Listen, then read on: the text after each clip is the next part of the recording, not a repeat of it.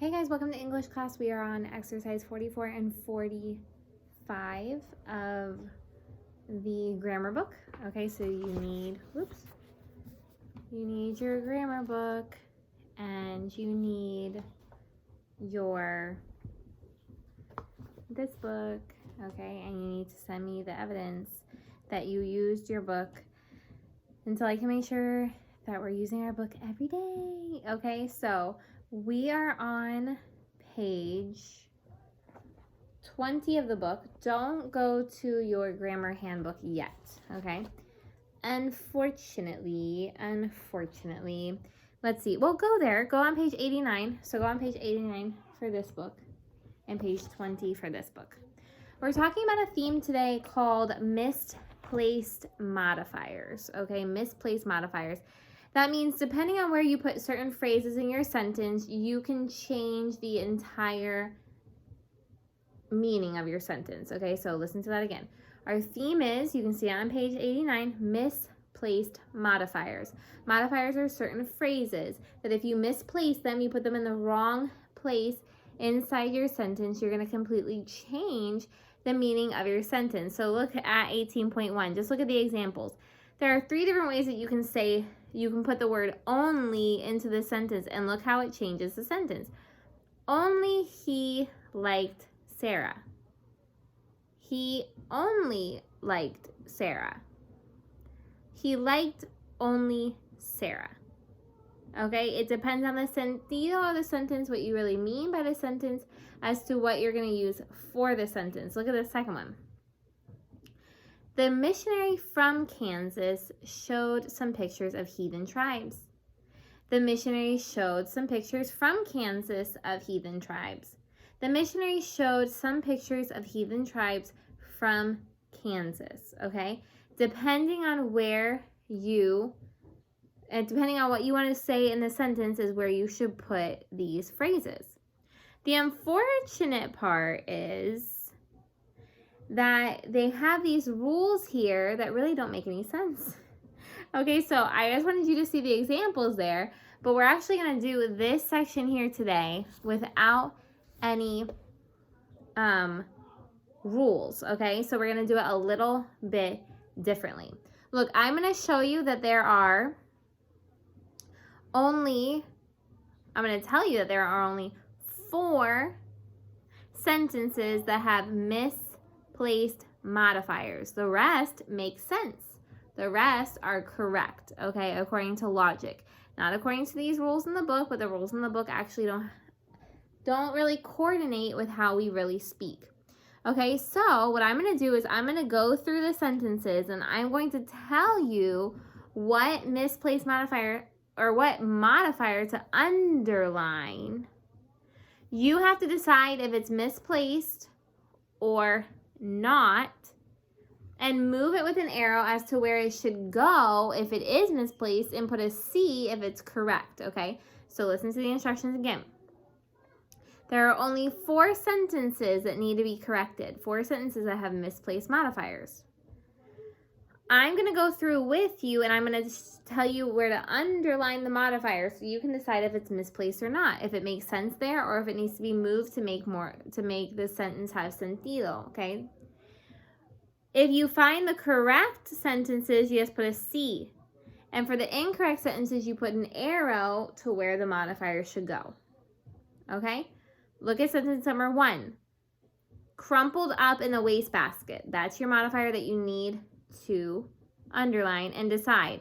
Does it make sense there? Does it make sense there? Crumpled up in the wastebasket, she found the receipt.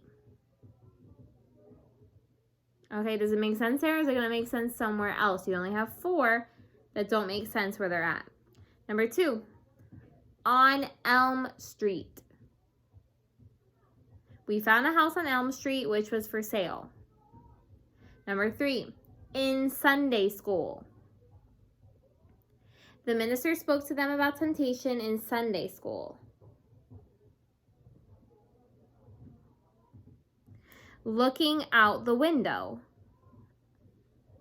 Looking out the window, I saw a stranger standing at the gate. Number 5. in a gray overcoat.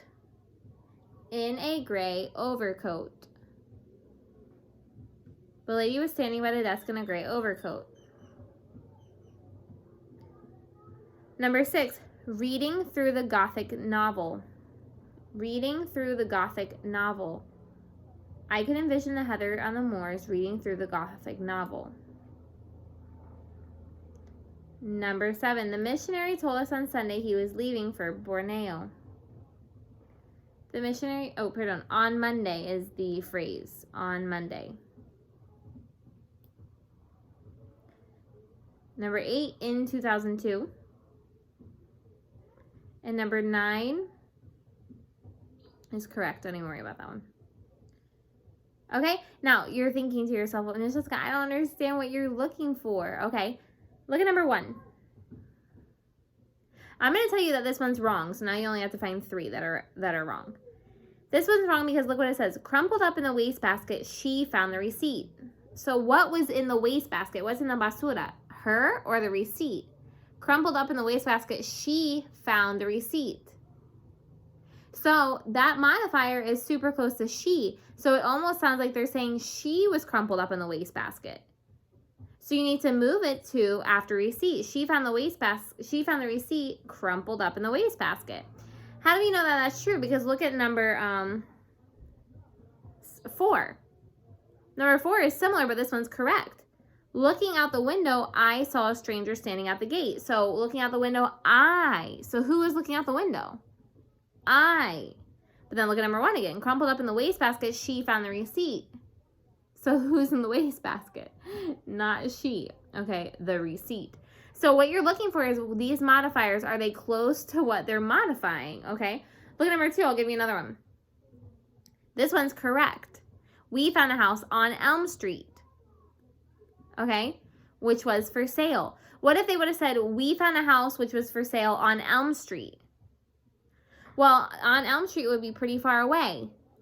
What's on Elm Street? The sale or the house?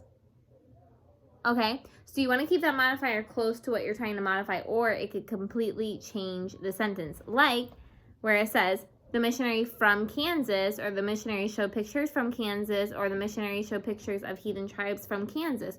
So what's from Kansas? The missionary, the pictures, or the heathen tribes, right? It depends on what you're trying to say. So you have to decide here if it makes sentido with this sentence. Okay, look at exercise 45. Rewrite the sentences correcting any awkward split constructions. If a sentence is correct, write C to the left of the number. Okay, I'm going to tell you the modifiers and then how many correct ones you have. Okay, number 1. The modifier is despite the intense heat. Despite the intense heat. Number 2, in the next 10 years. In the next 10 years. Number 3, sometime early next year. Sometime early next year. And number 4, in some way. In some way. There's only one correct sentence in this one. Okay? There you go. Have fun.